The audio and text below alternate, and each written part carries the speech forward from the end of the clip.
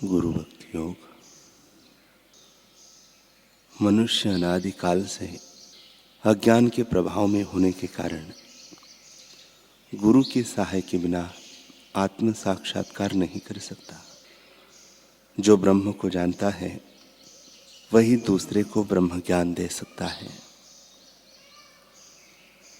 सयाने मनुष्य को चाहिए कि वह अपने गुरु को आत्मा परमात्मा रूप जानकर अविरत भक्ति भाव पूर्वक उनकी पूजा करें, अर्थात उनके साथ तदाकार बने।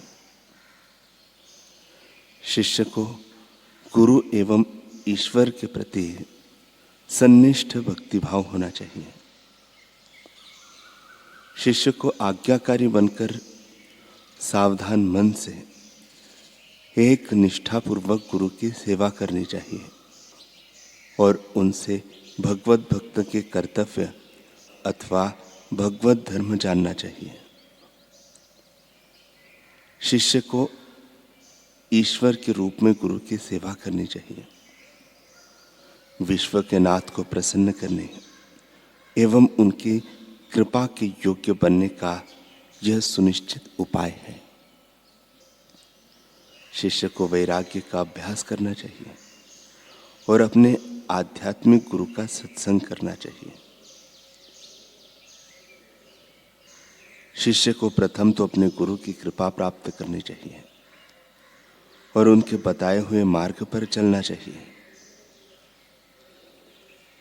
शिष्य को अपनी इंद्रियों को संयम में रखकर गुरु के आश्रम में रहना चाहिए तथा सेवा साधना एवं शास्त्र अभ्यास करना चाहिए। चाहे जितने कर्म करो, चाहे जितनी उपासना करो, चाहे जितने व्रत अनुष्ठान करो, चाहे जितना धन इकट्ठा करो और चाहे जितना दुनिया का राज्य भोगो, किंतु जब तक सद्गुरु के दिल का राज्य तुम्हारे दिल तक नहीं पहुंचता, जब तक सद्गुरु के दिल का खजाना तुम्हारे दिल में नहीं उंडेला जाता, तब तक तुम्हारा दिल सद्गुरु के दिल को झेलने योग्य नहीं बनता। तब तक सभी कर्म, उपासना एवं पूजा अधूरी है। देवी देवताओं की पूजा करने के बाद भी कुछ करना बाकी रहता है, किंतु सद्गुरु की पूजा के बाद फिर कोई पूजा बाकी नहीं रहती। एक संत कवि ने सद्गुरु की महिमा को समझाते हुए गाया है, हरिहर आदि जगत में पूज्य देव जो कोय, सद्गुरु की पूजा किए सबकी पूजा होए। गुरु पूजा एवं गुरु महिमा उसको केवल अपने सनातन वैदिक धर्म में ही स्वीकार किया गया है ऐसी बात नहीं है। अन्य सभी धर्मों, मतों, पंथों जैसे कि सिख, ईसाई, जैन, बौद्ध वगैरह में भी गुरु महिमा को दर्शाया गया है। प्रेम, दया, मानवता जैसे तत्व सभी मत पंथों में सनातन है। इसी प्रकार गुरु महिमा भी सभी धर्मों में समान एवं सनातन है। श्रीमद् आद्य शंकराचार्य जी ने तो यहां तक कहा है, षडंगादि वेदो मुखे शास्त्र विद्या, कवित्वादि गद्यम सुपद्यम करोति, मनश्चैन लग्नम गुरोरग्रि पद्मे, ततः किम ततः किम ततः किम ततः किम। वेद एवं षडंग वेद आदि शास्त्र जिन्हें कंठस्थ हो, जिनमें सुंदर काव्य निर्माण की प्रतिभा हो, किंतु जिनका मन यदि गुरु के चरण कमलों के प्रति आसक्त न हो, तो इन सद्गुणों से क्या लाभ।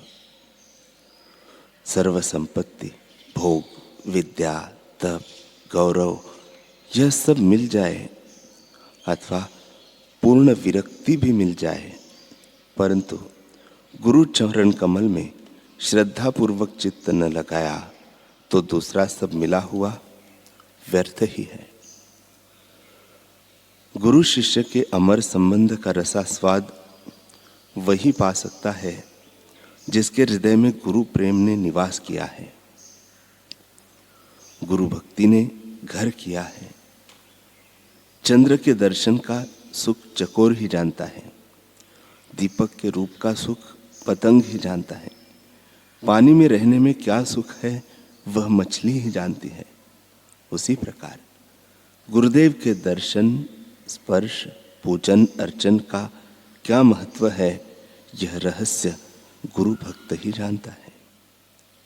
श्री गुरु गीता में भगवान शिव जी गुरु शब्द का अर्थ समझाते हुए कहते हैं, गुकारश्चंधकारो ही रुकारस्तेज उच्यते, अज्ञान ग्रासकम ब्रह्म गुरुरेव न संशयः।